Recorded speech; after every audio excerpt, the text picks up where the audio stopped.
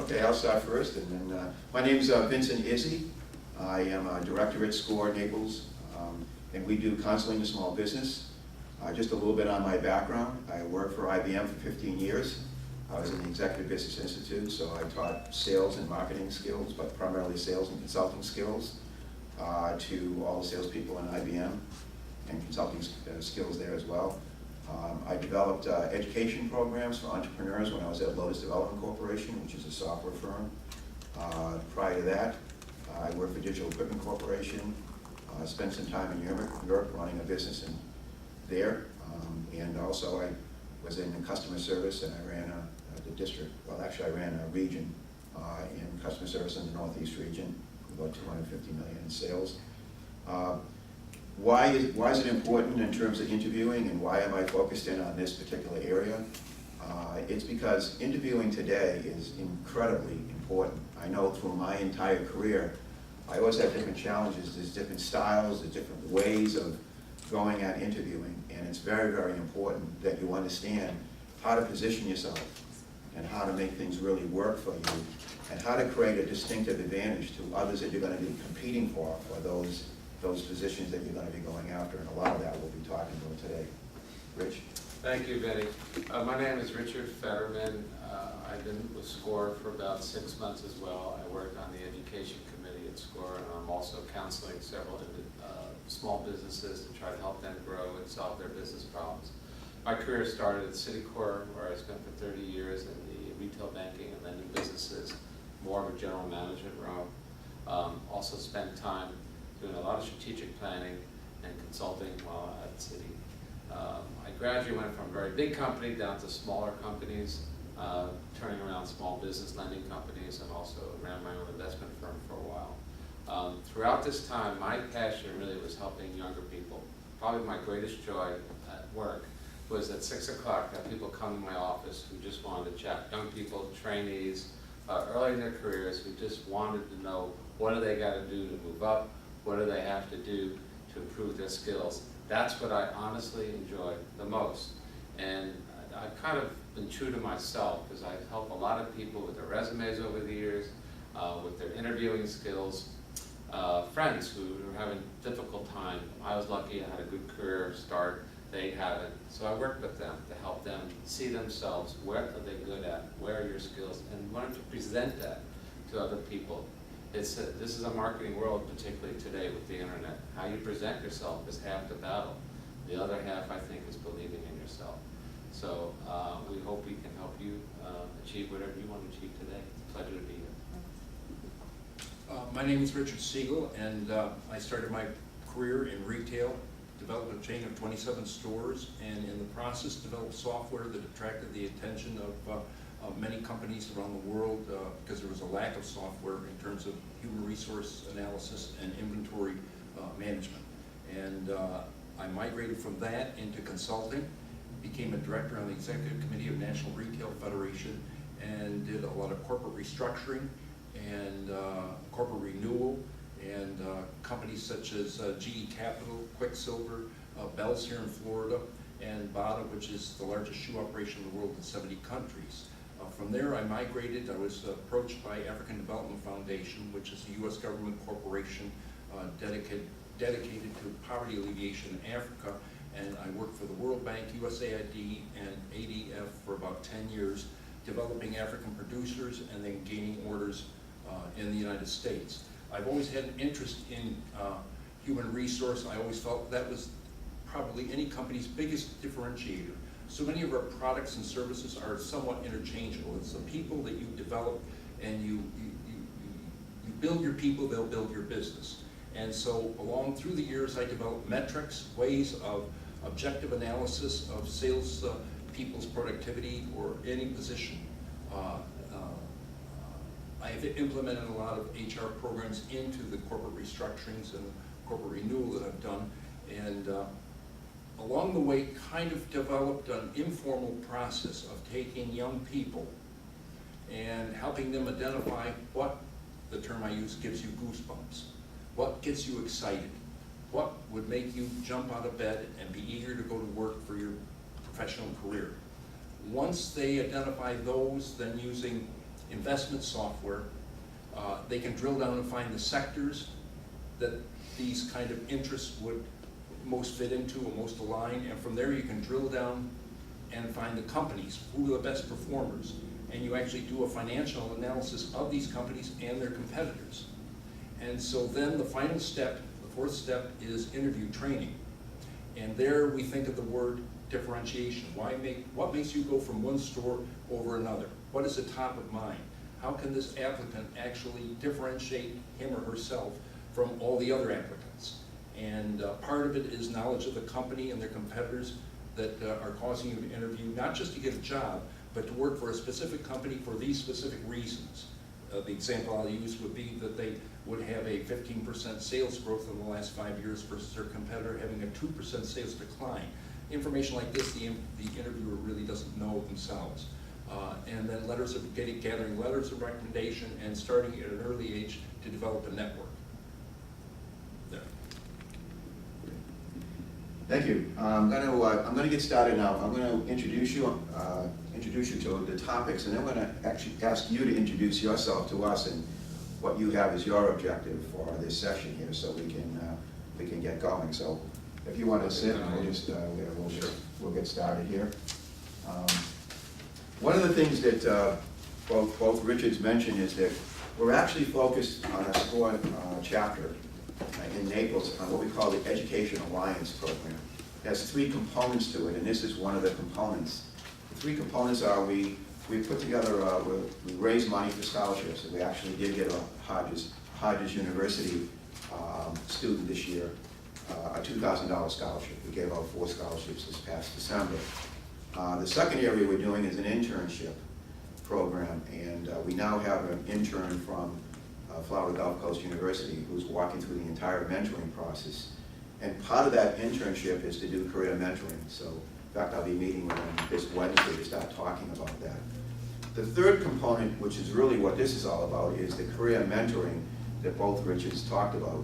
And that is focused in on mentoring you, starting to think about the things around the resume, starting to think about what the interview process looks like, why it is the way it is, how do you prepare for it, what are the kinds of things you need to be thinking about before you walk in. And it's interesting that all of them mentioned in one form or another, they're all in sales and marketing. And really, an interview is all about sales and marketing. You know, that resume is your sales and your marketing document. Everything about that is. And when you walk in, you have to have that attitude when you go in an interview, the same thing. I am selling myself. I'm selling who I am, what I'm all about. And that's very, very important as you start thinking about this interview. So we're going to talk about some of those best practices as you go through, and then we'll have you introduce yourself as well. So one of the things we want to do, we have 3 objectives here. One is to increase the odds that through preparation and practice that you'll have an opportunity to get the kind of position you want. As Richard said, hey look, think about the kind of position you want, then go after it, do that research. So we're going to try to help you through this best practices to increase those odds. Improve your interviewing effectiveness. Why are we doing that? We'll do a couple of role plays just to give you a little bit of experience on getting that and getting some feedback on that as you prepare. And then address the next steps in follow-up. The next steps are, now that you've gotten in the door, now that you've had the interview, and now that things have gone well, what do you do to differentiate yourself on that aspect of it as well? And we'll talk a lot about that. So what we're going to talk about is some best practices. Richard's going to talk about some examples through this hiring the best, which I've read some of the material on that. It's excellent. We'll do a student role play or 2 if we have time. We'll do a debrief. I like to do debriefs. What went well, and what could you have done differently and better? Because when you think about it, most people always say what they didn't do well. But we always start with what did you do well, and what would you do differently now that you've done it. We'll have a couple of final thoughts. That's where we're going to move to. So I'm going to ask you, what's your name and? My name is Mary Sensei, student in paralegal study. Okay. This is my 3rd semester. I never been participate at the interview for a job because right now I don't have a job. So okay. The sales is very important for me. Okay, good. Okay, and if you were going, what would be your biggest single concern if you had to go for an interview right now? What would be the single thing that would be of concern to you? Why you are Yeah. and how you express yourself. Yes. Okay, great. That's great. What yourself? My name's Bill Smith. I'm 35 years in law enforcement and getting ready to get out in the public sector, so I'm looking to see what kind of questions they're asking and what's going on nowadays. So Okay. And what's your biggest concern if you had one right now? Just trying to see what kind of questions they're going to ask. And okay. just, So that uncertainty, you're trying to deal with that uncertainty. You got prepared for what's likely to be asked of you as you go out there. Okay. How about yourself?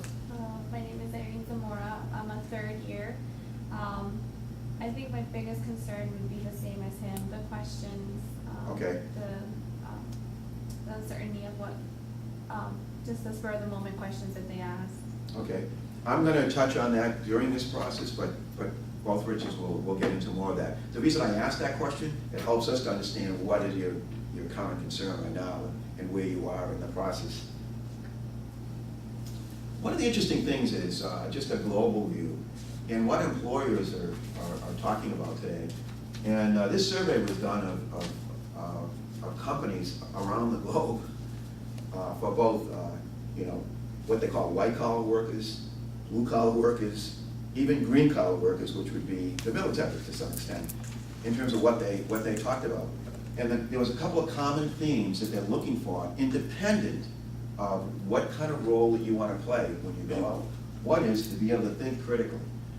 Do you have that critical thinking skill? Do you have the ability to innovate, to change, to be creative on the job? That's something that they're looking for, independent of what type it is. Can you take something that's non-routine, very complex, and bring it in and actually solve a problem?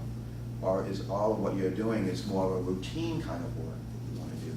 It's that non-routine work that they're really looking for. That's what they're looking to do. How can you convert those complex tasks into something that can help solve a problem? And one of the issues I find for most people, and I don't know about you, who Richard's here, but I hear a lot of people used to come into my office and they're always telling me about all the problems. There are a gazillion problems. What employers are looking for is people to solve those problems. Solve them, and they're going to test you on that. They're going to ask you questions to find out what your capabilities are, how creative you are, how fast you are on your feet, all those different things. They got plenty of people in their organization who can bring in all kinds of problems. They're people looking for people who can solve them, can change it at every level in the company in order to be successful. Also, I found in my own career is the ability to work collaboratively. That is, work with other people. They want to know, because almost everything today is done in some form of a team approach.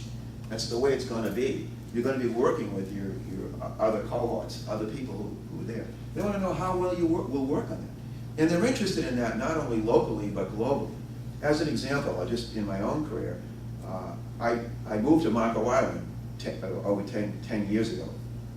I worked on my home for that 10 years. I had no supervisor around me. I had nobody around me. I was out there working, working with clients on a global basis. And I had to manage that, but I also had to work collaboratively with my clients. And most of the time, I never saw them. We worked together. I went out there. I was looking at educational solutions that were going to help them to get their people trained. And then I went and delivered the goods on that. And I start that process all over again.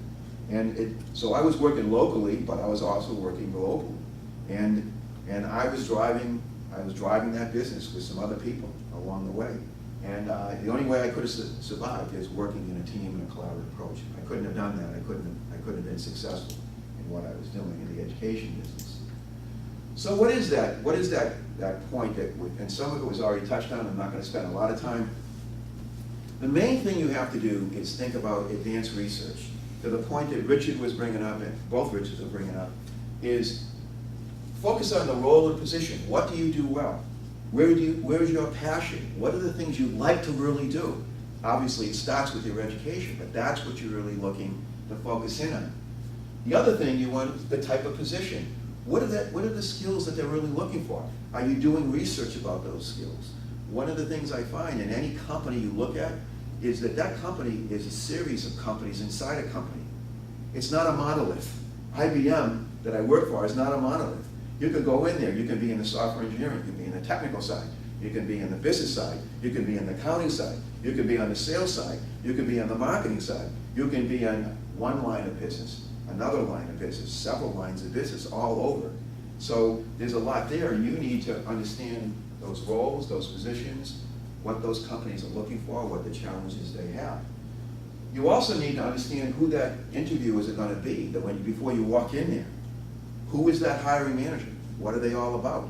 And today, it's a lot easier to some extent to find that information than it used to be, because you can go out and say, you could go to some place like LinkedIn. I don't know, has anybody heard of LinkedIn? You could go out there. I did research on a lot of people before I ever call them up, see if they're on LinkedIn. Then I go right in to their profile and see what their history is. What are they doing? Where are they going? How do they communicate with people? All those different things. And by the way, 70% of HR people now go into LinkedIn to look to see what your profile is and what you're doing. Are you participating in blogs? Where are you in? How are you participating? You have to really do that. You have to understand who that hiring manager is. What are they thinking about? What's their style? If you can do that, if you get that far. So, we're talking about now you've got that far. You're actually walking in to get an interview. Now you've got to understand as much as you can about all these players that you're going to be in before you get there. Then you've got to understand, again, the company. What business is it? What do they specialize in? What are the issues that they have? How are they trying to solve them? The type of people they have.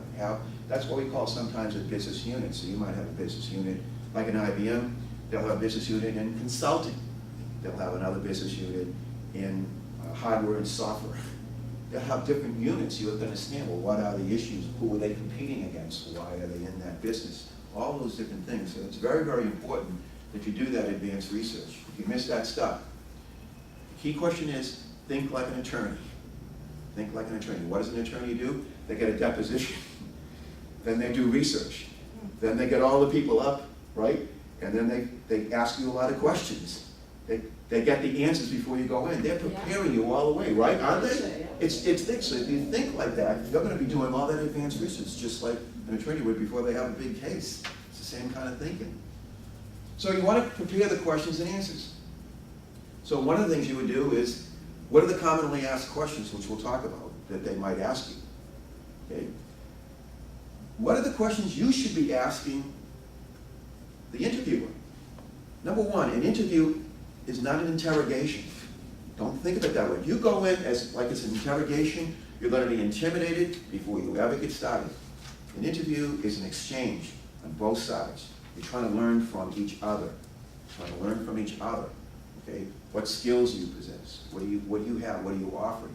What's the company offering? What are they doing? What's their culture? What are the ways they're going? So all those things need to be there. Think about what are those 3 reasons you want to work for this employer. Why is it? Are you so excited about being there? If you don't show your excitement about being there, they're going to say, well, what is this person? You've got to show that. You've got to demonstrate you've been thinking about that from that standpoint. And the reasons why, and it gets back to the uniquely qualified, not just qualified, uniquely. That's because if you've done the research up here, then you can start layering in that unique qualities that you're going to bring to that position. They're going to differentiate you from others that are interviewing. That's one of the keys you need to think about. And then like I said, you also got to look at, if you are participating in social networks, better go back out there and do your own audit of what's out there about you or what you've done. One of the things that's going on right now, even though it's being questioned whether it's legal or not, but some employers are actually asking you to give your username and password to go in and look at your private Facebook section. It's not really good, but some people have been so intimidated, they were afraid they might not get a chance at the position if they refuse to do it. But the point is, if there's anything out there about you, you've got to find out, especially in your private space. Very, very important. In LinkedIn, Facebook, Twitter, whatever you've done. And I'll tell you, even some of my grandchildren, some of the stuff I've heard them put in there, I'm trying to encourage them to be careful about what they say about their friends and all that, because that starts attitudinally talking about what they can expect from you later on in life.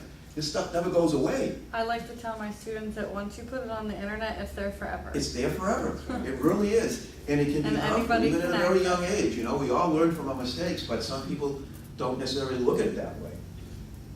So there are different interviews.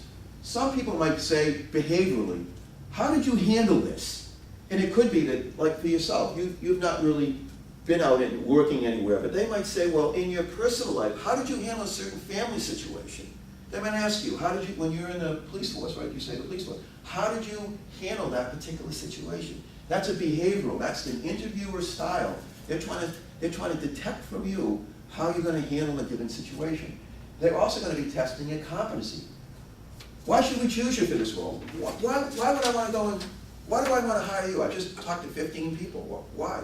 What would be there? That's all that preparation. Now you're ready to talk about that from that. They'll ask you, give me an example of a weakness that you have. You got to think about that. So you've already prepped for that. You've already prepped for these kind of questions that could be asked of you. The relationship. How do colleagues describe you? What would be their description of you?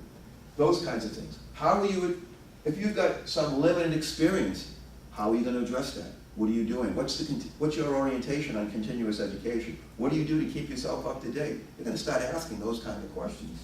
Career, where do you see yourself? I've heard this, I've got this question a lot. Where do you see yourself in the next 3 to 5 years?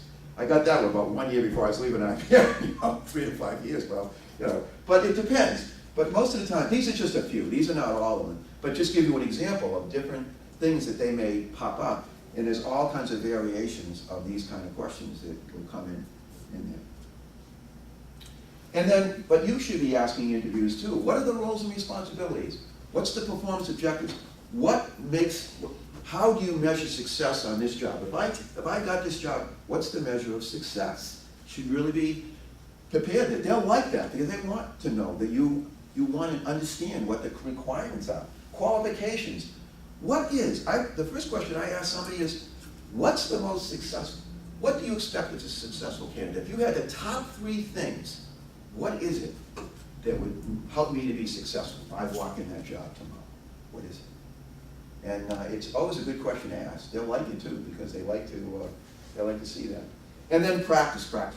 What you need to do is get with your friends, your family, or anybody, and practice in front of them. Start to work on that because if you do it before you get there, you're going to get a lot of the landmines out of the way. You'll feel a lot more comfortable. If you wait till you get in there and try to pull this off, you're going to be hurt. I'll tell you right now. And it's one of the things I learned when we were working with the sales and consulting people, going to talk to senior level executives. We always told them you have to prepare. You have to make sure you're not asking them a question for which you could have already gotten the answer through research. Not asking them a question that's a dumb question. That they will consider a dumb question. A lot of people say there are no dumb questions, but believe me, at the executive level, you can pretty much take yourself out of the run pretty quickly. So you need to get all that through. Make yourself feel very, very comfortable. Does this make sense from the standpoint of just looking at that? Then manage your image. I always say be at least 10 minutes early, 10 to 15 minutes early. Why? You want to go in the ladies' room or the men's room. You just want to make sure your hair isn't all disrupted, your tie is not straight, all these different things. And get yourself relaxed. You'll be a lot better. Take a deep breath and just get ready to go in there. But if you're rushing right in the last minute, hit a traffic light and you're worried you're 5 minutes late, you're dead. Dress very conservatively. My rule of thumb is dress one level above whatever they expect. Typically, I would go in with a suit, very well dressed, and try to stay that way. They're going to look at the dress and obviously be enthusiastic. Be aware of the communication style. A lot of people don't realize body language is 70 to 80% of what people see as your body language. You might be saying something, but they're looking at your body language and saying what they're saying does not compute with what their body language is. I'm confident, but you're shaking, your hands are shaking. It doesn't appear that way. Tone of your voice, inflection, how you do that, and modulating that tone depending upon it. Verbal clues around what they're saying and the opportunity to come back after you listen. And listening skills. The biggest thing I found from salespeople, consultants and everything is the failure to listen. They miss what's said. And then they go back and either repeat what somebody's heard. What does that do when somebody does that to you? You say, they weren't listening to me. You've got to have, that's why getting there on time, you've got to take everything out of this interference in between your ears, get that out. That's why practicing things so you can listen, hear, be able to respond. If you don't do that, you'll be in trouble. So listening skills are very key. Even verbal cues could be that they're giving you a verbal cue that this interview is over. you know, you've got to be looking for that. You've got to sense that timing when that happens. Be aware of the different interview styles, you know, whether you're a thinker, whether you're a intuitor, whether you're a feeling, you know, whether you, the 4 different styles, you need to be looking at that. But the interview is going to basically set the pace. You just don't want to be caught off guard with them. And be prepared, again, as we talked about, to ask the interview what you need to know before you leave. The other key thing I found is, in salespeople, we always said to them, what is it are you going to do? Summarize what you've heard. Make sure you got a close on your interview before you walk out the door. Know exactly what it is that's going to be done. And then you restate what you're going to do and what they're going to do. All that information should be very, very clear on both sides. What I found is people walk out the door, even in a sales situation, they walk out, they can't remember what it is that they really committed to, what follow-up they had. And it's so easy to happen because why? You're in the heat of the battle here. You're trying to market and sell yourself. There's a lot of interference building up, and the closure and follow-up is very, very key. Make sure you understand what they're going to do and what you're going to do and what the time frame is within which to do it. I'll just give you a quick here, is that this is an opportunity for both of you to learn about each other. It's not a one-way street. So the interviewer is saying, what can they do? They have the knowledge, talent, skills. And then you're saying, you're answering what I can do during the interview. What will they do? They're going to ask a lot of probing questions on what you will do to actually determine whether that. Some of you might say, well, you know, we work around here 60 hours a week. You know, and they may just say that just to test you and see what you're going to say about that. You know, what satisfies what. And most of all, they're looking at the fit. Do you fit the culture? Do you fit the way the job is going to be? They're going to be looking for that, and you can't ignore that. Then at the end of the interview process, how is it going to move forward? What are the next steps? What's the time frame within which the decision is going to be made? Indicate that you're going to follow up with them. Make sure you get their business card. Make sure you get whatever information you have. Sometimes, again, you don't do it. And then send them a thank you note. My recommendation, a handwritten note, handwritten even on the envelope. It gets people's attention. They will go and they will look at that. Very rarely do they see a handwritten envelope. Very rarely do they see a note. It differentiates yourself. And it works. I can tell you it works. And then evaluate your own performance. What did you do well? And what would you do differently and better from what you learned from that? And then obviously you want to check back with it. So that's where I am. I just wanted to quickly give any questions on that. I just want to quickly give you a feel for what you need to be thinking about. Any questions, issues? No? Was it helpful? So far. So far? Okay. Yeah. Just want to make sure, just checking in. Okay, Richard.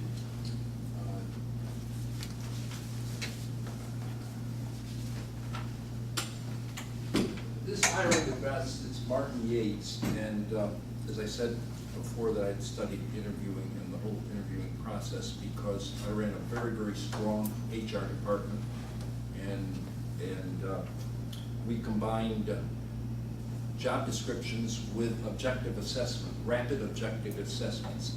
And to give you an idea what this was like, these are retail stores, and there was actually, at the cash register, after every transaction, it would go to a productivity screen so that the sales associates could see real time what their productivity was in sales per hour and items per sale and things such as that. And the concept is this: if most companies used for assessment, like a quarterly interview, and we felt it should be immediate. And the analogy we would use is, how well do you think you would play the piano if you struck a note and 3 months later you heard the sound? So the quicker between the objective feedback and the behavior, the more rapidly people will learn. And all of these elaborate ranking reports and sales contests and everything that we ran, no training was as important as selection. Selection is more important than training, and that's integral to the interviewing piece. How well do they select people? And we went back to the first step is to identify what gives you goosebumps, what gives you excited. And this ties into all the surveys that have been done for, I'd say, the last 30 or 40 years. Everybody thinks number one is pay, and it is not. Pay is not number two. Pay is number three. Number one is interesting work. So what gives you goosebumps is interesting work to you. Number 2 is recognition. Does my company recognize me, and is my contribution valued? And number 3 is pay. So those are the three probably the most consistent aspects of job satisfaction of all the surveys that I've ever read. Now this book, Hiring the Best, Martin Yates, I decided to study how to interview by reading books on what the other side of the table was doing. How better to prepare yourself if you know what the other side of the table is thinking and their strategies. So I would encourage anybody that's trying to upgrade their skills in interviewing is to read instructions to the interviewer. And the 3 key points in this book is, number 1 is, what is the applicant's ability? If they don't have the ability, they can't possibly do the job. The number 2 is willingness. That could be energy level. We've all known people who have great ability, they just don't do it. Doesn't make any difference to them. And number 3 is manageability. And we've all seen, maybe you may have friends that are high maintenance people. Wherever they go, there's turmoil, there's confusion, there's a lot of, they have to be micromanaged all the time. So those are the 3 major aspects in this book: ability, willingness, and manageability.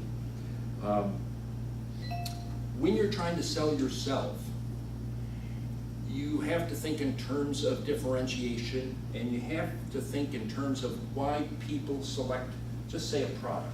Like, I want to sell this pen to you. And you must understand that people buy benefits, they don't buy products. So you must understand the benefits, and an interviewer must be able to project the benefits that they would bring to the company. I'll give you an example. A benefit of this pen would be, well, it's got a very soft rubber for good gripping, it's very comfortable. A second benefit is it's clear through here, you can see how much ink there is in there. Number 3, it's got a deep spring clip, so it can fit very nicely on a thick woven sport jacket.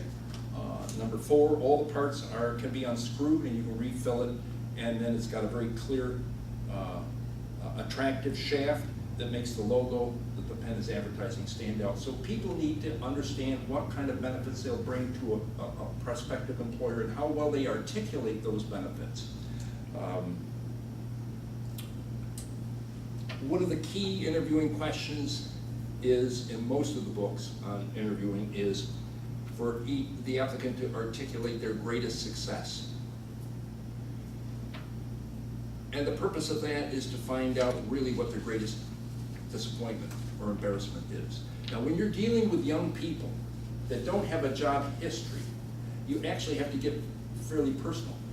And I ask them, okay, what are you most proud of anything in your life, personal, academic, whatever role in your job performance, what are you most excited? What is the high point? And once you identify that, then we're really after is, okay, give me the most embarrassing moment of your life. And this, sometimes you can see a smile come across their face. It could be semi-personal. It could be something that they don't want to reveal, and you have to make them relaxed enough that they reveal what it was. But what you're really after is not to get nosy in their lives, but find out what they did differently. And I'll give you an example. This one fellow said that his biggest embarrassment was dating a gal that was not very interesting at all, and all of his friends made fun of him. You dated that gal, and I said, what did you learn from that? He says, well, I think I want to date somebody more interesting. I says, how about this rule? I will only date people who I respect sufficiently so that if they voice an opinion that's different than mine, I stand a chance of changing my mind. And he looked at me and clicked. Said that really connected with them. So what you're really looking for is, from their greatest mistakes, what are they doing differently now as a result of that mistake that will serve them into the future?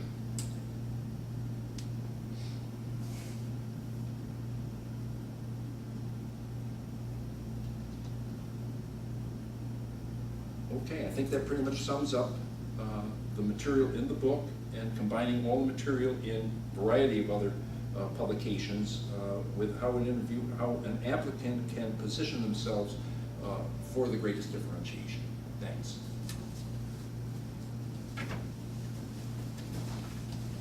Yeah, Rich. Okay. Well, with these two experts here, there's nothing much more I can add. But in all seriousness, working with young people my entire life, the biggest thing you should really get out of this is to know yourself really well, what you're good at, what you're interested in, and really be able to communicate that with a smile on your face, with passion, wherever you talk to, because nobody can ever take that away from you. The other thing, besides the real passion, whoever you're interviewing with, really research who you're talking to. Is it an HR person? Is it a line manager? Try to figure out what their interests are. And today, with LinkedIn and Facebook, you can find out an awful lot about people before you talk to them. And the third point, which Vinny I think articulated, is make sure that you are comfortable with the situation you're in. Practice. In front of a mirror, family member. Right now, I've done an unbelievable number of role plays just with my own kids to help them get their first job. My daughter, at age 16, got a job for a real estate company, and they were looking for junior year kids in college. We prepped her, marketed her. I had her feel comfortable. She really wanted this opportunity, and they didn't know she was 16 until after they got the offer, and they almost fell on the floor. Okay, because she wanted it, I prepared her, and she practiced a great deal. Practice will make a difference. One other thing which I wanted to add to, which has worked for me personally, on Vinny's, the thank you process towards the end of the interview. What I used to do is actually write a mini proposal to the hiring manager. Not only summarizing what was in the interview, but basically saying, here's what I bring to the table, here's what I understand what you're looking for, and here's what I've done in the past that will fit right in with what you're looking for. And in today's world, I think you can do that via email and do Vinny's nice personal thank you note. Because everybody today is so bombarded with messages. So I find you gotta hit them any way you can. You know, do an email, phone call, you can just wait in your office. In the old days, a real aggressive salesperson, I've seen this actually in doctors' offices. Guys who selling pharmaceuticals will be waiting in that office until they can speak to them. Say, hey, you want some tickets to the ball game tonight? No problem. Oh, by the way, I have these drugs I think you should give to your clients. You gotta do multiple communications. Last thing, I'll end with this, follow up. Don't give up, okay? Because you're giving up on yourself. And frequently they're too busy, or they're just haven't made a decision. Stay out there, communicate with whoever you want to hire. You know, you are the winning candidate if you believe in yourself. Thank you. Very good. Any questions, anybody?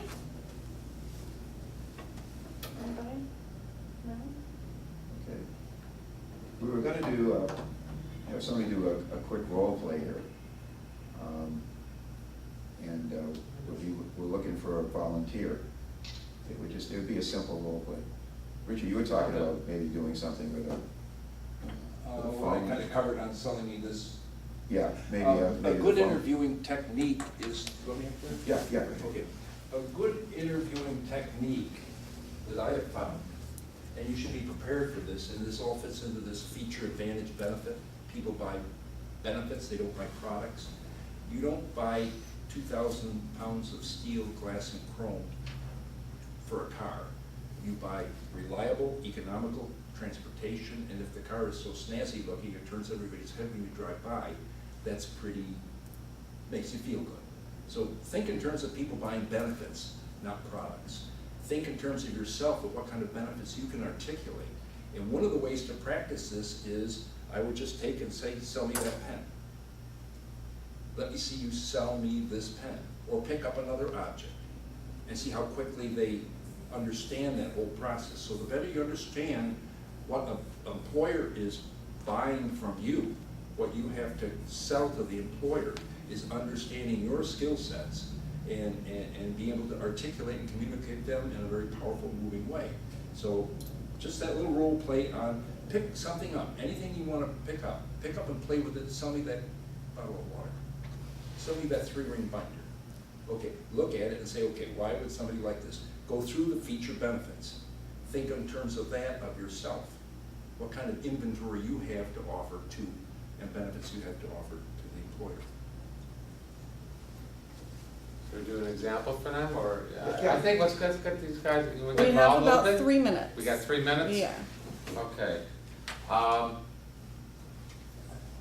about we do a role play with you, one of you guys? Let's practice. Want to sell us a bottle of water? Tell me about that water. Why should we buy it? Purified water, it comes from Nestle's, which is a well-known brand, been in the business a long time, recognized name. It's done locally, it comes out of the springs. It's in a feel-good kind of container.